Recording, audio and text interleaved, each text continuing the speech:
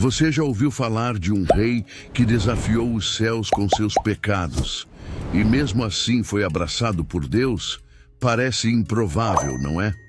Um homem que mergulhou no fundo da idolatria, que ergueu altares pagãos dentro do próprio templo de Jerusalém, que se curvou diante de deuses estrangeiros enquanto virava as costas para o Deus dos seus pais. E ainda assim encontrou perdão. Esse é Manassés, um nome que para muitos cristãos é sinônimo de escândalo, mas também de esperança. Ele não foi apenas mais um rei de Judá, ele foi talvez o mais controverso de todos. Um rei que começou sua história como um vilão, mas terminou como um símbolo de arrependimento. Agora imagine isso. Um jovem rei de apenas 12 anos, herdando o trono de um pai fiel a Deus, o rei Ezequias. Um garoto sentado numa cadeira feita para homens, cercado por pressões, tentações e conselhos duvidosos. Em vez de seguir os passos retos do pai, ele pisa firme na direção oposta. Derruba os marcos da fé verdadeira. Restaura cultos antigos e pagãos. Até mesmo oferece seu próprio filho em sacrifício. Que tipo de rei faz isso? Que tipo de coração permite que tanta escuridão se espalhe por um reino inteiro? Mas aqui vem o choque. É justamente esse homem que, no auge da ruína, quando está cativo e humilhado em terras estrangeiras, dobra os joelhos e Deus o ouve. Sim, o mesmo Deus que ele ignorou, o mesmo Deus que ele afrontou, o mesmo Deus que ele tentou substituir por ídolos e adivinhos, é esse Deus que o recebe de volta. É difícil acreditar, mas essa história está escrita nas Escrituras e nela há uma verdade que nos confronta. Não existe escuridão tão densa que a luz de Deus não possa atravessar.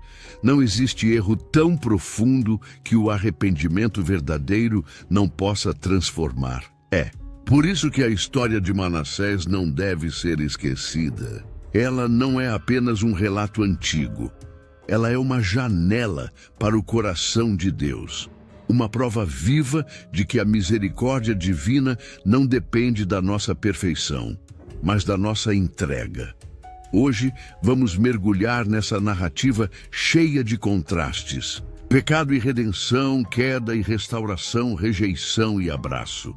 Prepare-se, porque o que você vai ouvir não é apenas uma história, é um espelho, é um chamado à esperança.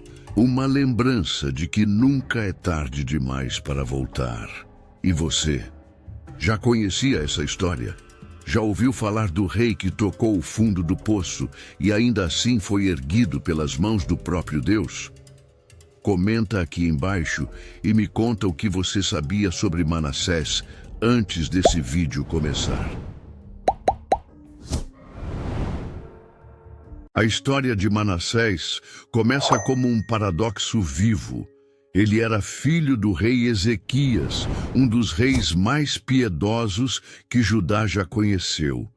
Ezequias confiou no Senhor de todo o coração, combateu a idolatria, restaurou o culto no templo e buscou sempre obedecer aos caminhos do Deus de Israel. Seu reinado foi marcado por milagres, proteção divina e até uma extensão sobrenatural de sua vida, quando Deus lhe acrescentou mais 15 anos após uma doença mortal.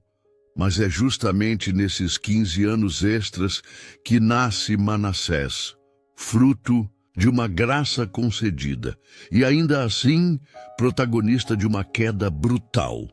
Como explicar isso? Como o filho de um homem tão temente a Deus se torna o rei mais ímpio da história de Judá? A resposta talvez não esteja em fórmulas, mas em compreender a profundidade da liberdade humana e o mistério do coração que se desvia. O que sabemos é que Manassés começou a reinar muito jovem, com apenas 12 anos, e permaneceu no trono por 55 anos. tempo suficiente para moldar a história de uma nação, para o bem ou para o mal. Logo no início de seu governo, Manassés toma decisões que chocam até mesmo os padrões de reinos pagãos. Ele reconstrói os altares aos Baalins, levanta postes sagrados para Azerá e prostra-se diante dos astros do céu, adorando o sol, a lua e as estrelas. Não satisfeito em corromper o povo com essas práticas, ele faz o impensável. Leva essa idolatria para dentro da casa do Senhor. O templo construído por Salomão, que era símbolo da presença de Deus entre o povo, agora se torna abrigo para deuses estranhos. Ele ergue altares pagãos ali mesmo, entre os corredores santos, como uma afronta direta ao Deus de Israel. E não para por aí. Ele consulta médiuns, feiticeiros e adivinhos, entregando seu reinado à superstição e à necromancia, como se estivesse deliberadamente tentando apagar toda a herança de fé deixada por seus antepassados. E o povo? O povo segue seu rei. Como sempre acontece quando a liderança se corrompe, a nação mergulha junto. Homens e mulheres de Judá abandonam o Deus de seus pais e se entregam aos mesmos cultos profanos. E, em meio a esse ambiente espiritual sombrio, Manassés comete um dos atos mais tenebrosos de toda a Bíblia. Ele oferece seu próprio filho em sacrifício. Sim, ele faz passar seu filho pelo fogo, uma prática detestável herdada dos cananeus e proibida com severidade pela lei de Deus. O sangue da criança clama do chão, e os céus parecem estremecer diante de tamanha crueldade. Que tipo de coração é capaz de algo assim? A pergunta ecoa em cada geração. Como um homem criado sob a sombra de um pai justo pode cair tão fundo? Mas não é apenas a fé que é corrompida. A injustiça social se espalha como praga. Manassés derrama sangue inocente por toda Jerusalém, e a cidade se torna um lugar de opressão e medo. O texto bíblico afirma que ele encheu a cidade de sangue de uma extremidade à outra. Um retrato sombrio de um reinado marcado por violência, perseguição e corrupção moral. Os profetas do Senhor são calados, perseguidos e mortos. Segundo tradições judaicas posteriores, foi durante esse período que o profeta Isaías teria sido martirizado, cerrado ao meio por ordem do próprio Manassés. Não há como confirmar com precisão esse fato nas escrituras canônicas, mas ele ilustra o clima de hostilidade contra a palavra de Deus que reinava naquela época. Apesar de tudo isso, Deus não se cala. Em meio ao caos, o Senhor envia mensageiros. Profetas se levantam para advertir o rei e o povo. Eles clamam, suplicam, denunciam, alertam. Se não houver arrependimento, o juízo virá. Mas Manassés ignora. Ele fecha os ouvidos e o coração. Seu poder o embriaga. Sua arrogância o cega. Ele se considera invencível, intocável. O eco das palavras divinas bate em suas muralhas, mas não penetra. É como se, naquele momento, ele tivesse se tornado um Deus para si mesmo. Um homem que trocou a voz de Deus pelos sussurros do orgulho. Mas Deus é paciente e ele não desiste. Mesmo quando o homem se afasta, Deus continua chamando. E quando os avisos são ignorados, o juízo se aproxima. Assim, Deus permite que o Império da Assíria, naquela época uma potência militar temida, invada Judá. Os exércitos de Assur capturam Manassés, colocam ganchos em seu nariz, acorrentam suas mãos e pés com grilhões de bronze e o levam humilhado para a Babilônia. É um dos retratos mais fortes da queda de um rei nas Escrituras. Aquele que se exaltou como um deus, agora é arrastado como um animal. O trono de ouro vira prisão de ferro. A coroa vira vergonha. Jerusalém, que outrora tremia diante dele, agora respira alívio.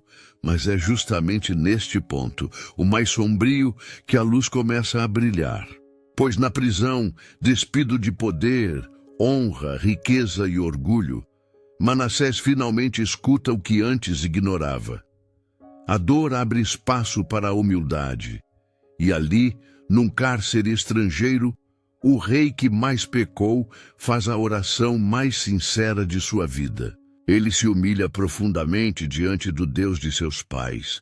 E essa é a virada inacreditável. Deus ouve, Deus perdoa, Deus restaura.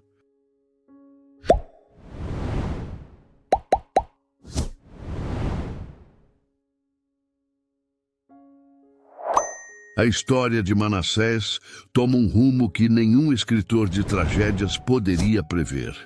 O rei mais perverso da história de Judá, aquele que havia se entregado totalmente à idolatria, à feitiçaria, à injustiça e ao derramamento de sangue, agora se vê sozinho, esmagado pela vergonha e pelo peso das consequências. Encarcerado em uma terra estrangeira, longe do trono, do povo e da casa do Senhor, ele faz aquilo que jamais tinha feito durante seus longos anos de rebelião. Ele ora. Sim, ele ora. O segundo livro das Crônicas, capítulo 33, nos diz que, angustiado, suplicou ao Senhor, seu Deus, e humilhou-se profundamente diante do Deus de seus pais. Essa simples frase, carregada de lágrimas invisíveis, marca uma das reviravoltas mais impressionantes de toda a Bíblia. Manassés, que se achava invencível, que zombava da fé e que reinava com punhos de ferro, agora se ajoelha quebrado, implorando misericórdia. E a resposta divina é desconcertante. Deus ouve, Deus acolhe, Deus perdoa. Não se trata aqui de um perdão qualquer. Não é um simples alívio temporário ou um gesto simbólico. O Senhor, em sua infinita misericórdia, não apenas escuta a oração de Manassés, como restaura ao seu reino. Isso mesmo, ele permite que o rei volte a Jerusalém e reassuma o trono. Aquele que fora levado com grilhões de bronze e humilhado publicamente, agora retorna à sua cidade como um homem transformado. Não porque merecesse, mas porque Deus é capaz de fazer nova todas as coisas. A restauração de Manassés é uma prova viva de que nenhum pecado é grande demais para o perdão divino e que o coração verdadeiramente arrependido pode encontrar graça mesmo depois dos atos mais sombrios. E aqui, meu irmão, minha irmã, a história muda de tom. De volta a Jerusalém, Manassés não é mais o mesmo. Algo mudou nele. O rei começa a agir como um homem que finalmente entendeu o peso de suas escolhas e o valor da misericórdia. Ele imediatamente toma medidas concretas para corrigir os erros do passado. Remove os deuses estrangeiros e os ídolos da casa do Senhor. Derruba os altares que havia construído nos montes e nos átrios do templo. Purifica a cidade. Restaura o altar do Senhor e oferece sobre ele sacrifícios de comunhão e de ação de graças. Mas o mais bonito de tudo está em uma frase que talvez passe despercebida, mas que diz tudo. Manassés reconheceu que o Senhor é Deus. Simples assim. Depois de tantos anos de desvio, após ter mergulhado em tudo o que Deus abominava, Manassés finalmente reconhece: o Senhor é Deus. Não é à toa que em algumas tradições cristãs antigas existe uma oração atribuída a ele, a oração de Manassés, que circulou amplamente entre os primeiros cristãos como exemplo de arrependimento profundo. Essa oração é considerada por muitos como um eco do coração contrito de um homem que conheceu a escuridão por dentro e ainda assim foi alcançado pela luz. Ela começa dizendo: Senhor Todo-Poderoso, Deus de nossos pais, de Abraão, de Isaque, de Jacó e de sua descendência justa, que fizeste os céus e a terra com todo o seu ornamento. E vai se desenrolando como um clamor humilde, um cântico de quem voltou para casa, um grito que muitos de nós já fizemos em momentos de desespero. Senhor, perdoa-me. Ainda há espaço para mim? A resposta de Deus na vida de Manassés nos diz que sim, sempre há espaço. O que impressiona não é apenas o perdão, mas a transformação. Ele não apenas se arrepende, ele muda, ele age, ele corrige, ele luta contra a herança de mal que ele mesmo havia plantado. E embora o povo de Judá continuasse dividido, e muitos ainda preferissem seguir os antigos costumes pagãos, Manassés fez o que pôde para guiar a nação de volta ao caminho do Senhor. Ele havia entendido que liderança não é apenas sobre poder, mas sobre responsabilidade espiritual. E isso o torna, paradoxalmente, um dos personagens mais complexos e profundos das Escrituras. Manassés morre algum tempo depois e é sepultado em Jerusalém, não no túmulo dos reis, mas em sua própria casa, no jardim de Uzá. Um detalhe que carrega simbologia. Talvez ele tenha compreendido que seu lugar entre os reis era diferente, que sua vida foi marcada por dois reinos, um de trevas e outro de luz, e que o final de sua história deveria estar separado do legado dos outros. Seu filho Amon o sucede, mas volta a seguir os caminhos do início do reinado de Manassés, mergulhando novamente o povo em idolatria. No entanto, a semente do arrependimento estava plantada e mais tarde seria colhida por seu neto, o grande rei Josias, um dos maiores reformadores espirituais da história de Judá. E é aqui que a história se alarga como um rio que deságua em esperança. Porque o legado de Manassés, mesmo com todo o peso do mal que causou, não termina em escuridão. O arrependimento dele influencia gerações. Sua transformação toca o futuro. O menino Josias cresce e aprende, não apenas com os erros do avô, mas com o final de sua jornada. E isso nos ensina que nenhuma história está completamente perdida. Nenhuma árvore podre está além da redenção. Em Deus, até o tronco queimado pode florescer de novo.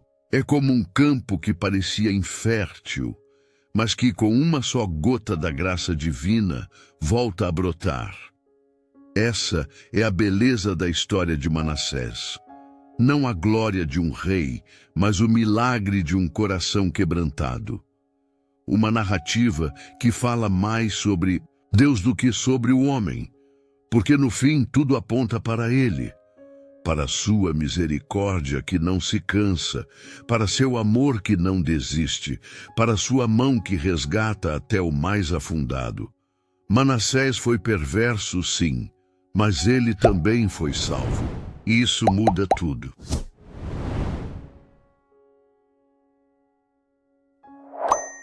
A vida de Manassés, ao contrário do que muitos poderiam esperar, não termina apenas com um arrependimento privado e silencioso. O que acontece depois de sua conversão é uma resposta que ecoa nas páginas sagradas como um testemunho de que Deus, em sua infinita paciência, não apenas escuta, mas restaura. E essa restauração não é apenas individual. Ela se estende como um rio que transborda suas margens para além da alma do próprio rei. A mudança de Manassés se torna, por si só, um sinal visível do poder de Deus em transformar o impossível. O que temos aqui não é só uma história de redenção. É uma lição viva sobre como mesmo os piores erros não têm a palavra final quando entregues ao Senhor com sinceridade. Não é fácil imaginar o que se passou dentro de Manassés depois de tudo o que viveu. Ele não apenas matou inocentes, ele corrompeu um povo inteiro, afastou gerações da verdadeira fé, ergueu altares pagãos dentro do templo do Senhor. E agora, esse mesmo homem caminha pelas ruas de Jerusalém com outros olhos, outros passos, outro espírito. Os mesmos lugares onde ele cometera seus maiores pecados, agora se tornam os locais de sua reparação.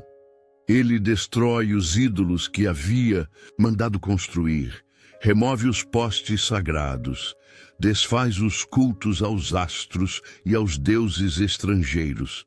Em outras palavras, ele desfaz com as próprias mãos aquilo que um dia edificou para a perdição. E isso, meu irmão, minha irmã, é mais do que arrependimento, é transformação real. É coragem, é entrega. Manassés, então, toma uma atitude crucial, reforça os muros de Jerusalém. Mas esses muros agora não são apenas barreiras físicas contra inimigos externos. Eles são símbolo da proteção espiritual, da firmeza renovada, da consciência de que o coração da cidade, o templo, precisa estar guardado. A restauração que ele promove não é apenas religiosa, mas política, estrutural, cultural. Ele busca reconduzir Judá para os caminhos do Senhor, mesmo sabendo que talvez já fosse tarde demais para evitar o julgamento que pairava sobre a nação. Ele não faz isso para apagar o passado, porque isso seria impossível. Ele faz porque entendeu, enfim, o verdadeiro papel de um rei segundo o coração de Deus. E aqui nos deparamos com um ponto de virada profundo. A história de Manassés não é a de um herói perfeito, mas de um pecador restaurado. Alguém que conheceu o poder, se embriagou com ele, caiu de cabeça na idolatria e na soberba, mas que, no fundo do poço, encontrou a mão do Altíssimo. Isso nos ensina que o verdadeiro milagre não está em nunca errar, mas em ter um coração disposto a voltar, em não endurecer diante do chamado divino. Quantas vezes na vida nos pegamos mergulhados em caminhos que não deveríamos trilhar? Quantas vezes, como Manassés, erguemos nossos próprios ídolos, sejam eles ambição, orgulho, vaidade ou medo, e deixamos o verdadeiro Deus em segundo plano. A história dele nos mostra que sempre há volta, sempre há redenção, sempre há uma segunda chance, mas essa segunda chance, como vimos, tem um custo. E Manassés parece ter compreendido isso. Ele não apenas repara o que fez, ele ensina. Sim, o rei que um dia promoveu a mentira, agora promove a verdade. Ainda que brevemente, ainda que sem o mesmo alcance de sua destruição anterior, ele usa o tempo que lhe resta para semear o bem. Seu exemplo serve posteriormente como contraste para a curta e trágica história de seu filho Amon, que ao assumir o trono não segue o caminho da luz, mas repete os erros da juventude do pai. Amon reina por apenas 2 anos, e sua morte prematura é quase um grito silencioso de que, sem arrependimento, a justiça de Deus se manifesta. Mas ali, naquela geração seguinte, algo novo floresce. Surge então Josias, neto de Manassés, que ainda menino assume o trono de Judá. E esse jovem rei, que não teve tempo de aprender com seu pai, mas talvez tenha ouvido os ecos da conversão de seu avô, se torna um reformador poderoso. Ele promove uma das maiores restaurações espirituais da história do povo de Deus. Purifica a terra, encontra o livro da lei, reinstitui a Páscoa e lidera o povo com retidão. E por mais que o texto bíblico não diga diretamente, é quase impossível não sentir que a transformação de Manassés teve algum impacto nesse desfecho. A história de um homem pode parecer pequena diante de um povo inteiro, mas, quando tocada pela graça, ela gera frutos em lugares que jamais imaginamos. E o que dizer disso tudo, senão que a misericórdia de Deus ultrapassa todo entendimento? O coração do Senhor se move com lágrimas sinceras, mesmo que elas venham tarde. O que mais impressiona é que o mesmo Deus que assistiu aos horrores causados por Manassés é o Deus que decidiu ouvi-lo quando ele caiu em si. Isso nos diz algo poderoso. O julgamento de Deus é justo, sim, mas sua misericórdia é ainda mais profunda. Ele não se alegra com a perdição de ninguém. Ele não apaga o pavio que fumega, não quebra a cana rachada, ele espera, ele insiste, ele chama, e quando há arrependimento verdadeiro, ele age. Restaura, abraça, transforma. A vida de Manassés, portanto, nos oferece uma mensagem dupla. Por um lado, um alerta severo. Os caminhos do pecado trazem consequências reais, profundas e muitas vezes irreversíveis. Mas, por outro lado, uma esperança inabalável. Nenhuma história está perdida quando Deus é convidado a entrar. E talvez, no fim das contas, esse seja o maior legado de Manassés. Não seu trono, não seus atos iniciais de maldade, mas sua volta. O dia em que ele, ajoelhado na prisão de uma terra estrangeira, encontrou mais liberdade do que jamais. Teve em seu palácio. Essa história não termina em desespero, mas em redenção, em promessa, em um eco eterno que ainda hoje fala ao coração de cada um de nós. Nunca é tarde para voltar. Nunca é tarde para mudar. Nunca é tarde para dizer: Senhor, tem misericórdia de mim. E ouvir do céu: eu te ouvi e estou contigo.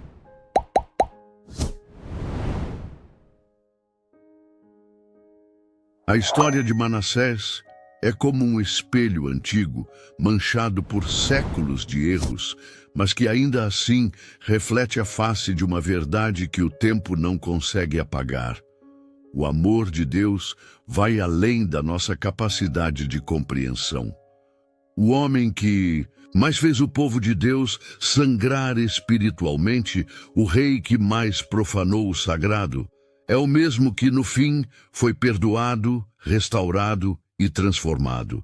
E não porque merecesse, mas porque se humilhou, porque reconheceu que estava errado, porque clamou. E o Deus que ouve, ouviu. Essa jornada de escuridão para a luz, de destruição para a edificação, de morte espiritual para a vida renovada, não é apenas sobre o passado de Israel. É sobre o nosso agora. Quantas vezes deixamos que o orgulho fale mais alto? Quantas vezes persistimos em caminhos que sabemos que não agradam ao Senhor? Quantas vezes ignoramos os sinais, os alertas, as dores? A vida de Manassés nos mostra que o fundo do poço não é o fim da linha, é o início de algo novo quando olhamos para cima, quando, do meio da dor, erguemos os olhos e reconhecemos que precisamos de Deus. A misericórdia que alcançou Manassés é a mesma que nos alcança hoje. O perdão que lavou sua alma pode lavar a nossa. E se ele, o pior rei de Judá, foi capaz de voltar atrás, de ser acolhido por Deus, de ver sua história ser reescrita, por que nós não? A mensagem é clara. Ninguém está fora do alcance da graça. Ninguém foi longe demais. Ninguém pecou tanto que não possa ser tocado pela mão do Altíssimo. Mas é preciso quebrantar-se. É preciso descer do trono do ego. É preciso admitir que sem Deus tudo é vaidade. Essa reflexão nos chama a agir, a olhar para dentro e perguntar: o que temos edificado em nossa vida? Altares ao Senhor ou ídolos silenciosos? Temos vivido como reis que guiam outros à verdade, ou como líderes que afastam os corações da justiça? A transformação de Manassés não foi só individual, ela impactou uma geração. E a nossa vida também pode ser assim. Quando um coração se volta para Deus, ele se torna farol. Ele ilumina os que estão à volta.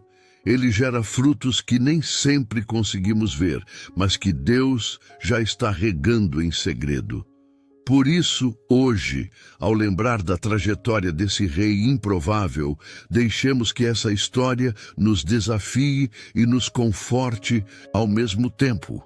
Que ela nos convide a rever nossos caminhos, a consertar o que for possível, a pedir perdão onde falhamos e a semear o bem enquanto é tempo.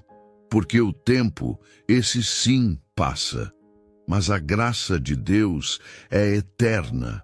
E se Ele estendeu essa graça a Manassés, Ele a estende a você agora mesmo, aí onde você está. Seja qual for o peso que você carrega no peito, se essa história tocou o seu coração, não deixe que ela termine aqui. Comente aí se você já conhecia esse lado de Manassés e o que mais te impactou. E se você quer continuar mergulhando em histórias poderosas da Bíblia, com reflexões que alimentam a fé e renovam a esperança, eu te convido a assistir aos outros vídeos aqui do canal.